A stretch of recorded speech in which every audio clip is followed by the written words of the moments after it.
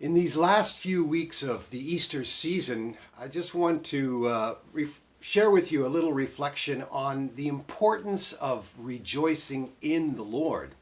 The Easter season is meant to be a season of great joy because we know that Jesus Christ is risen from the dead. He has conquered sin and death and all of the evils in our world through his glorious resurrection.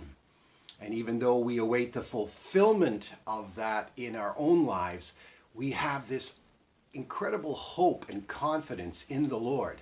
And so it's important for us to rejoice in the Lord always. St. Paul tells us that specifically in his letters. He says, rejoice in the Lord always. Again, I say rejoice. And it's like he's exhorting us to rejoice in the Lord.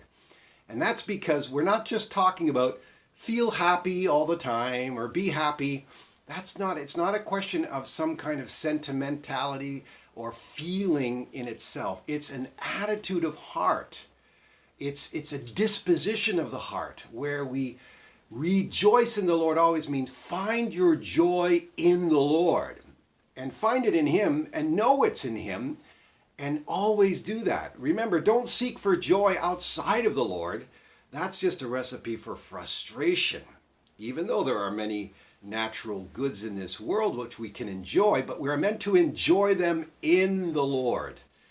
And so rejoicing in the Lord is so important, but especially in times of adversity, in times of hardship, in times of suffering, we need to remind ourselves of this great truth, to rejoice in the Lord always. And again, it doesn't mean we don't feel the sorrow or the pain or the grief that comes as a result of circumstances, but that we don't wallow in it. We don't kind of surrender to that completely, but rather at a deeper level, the level of the Spirit, we know because of Jesus Christ and his victory over sin and death through his glorious resurrection and our sharing in that through holy baptism, that we too will rise again. We too have this hope and confidence in the Lord. And so I just wanted to share with you this very simple disposition that should be part of our discipline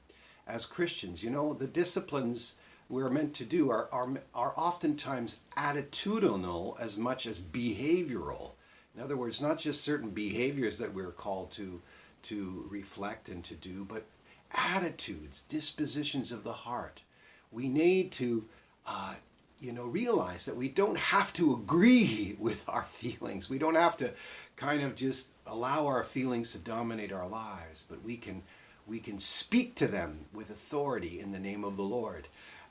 And so this is so critical and important to remember that. And in this case, the scripture is rejoice in the Lord always. Again, I say rejoice.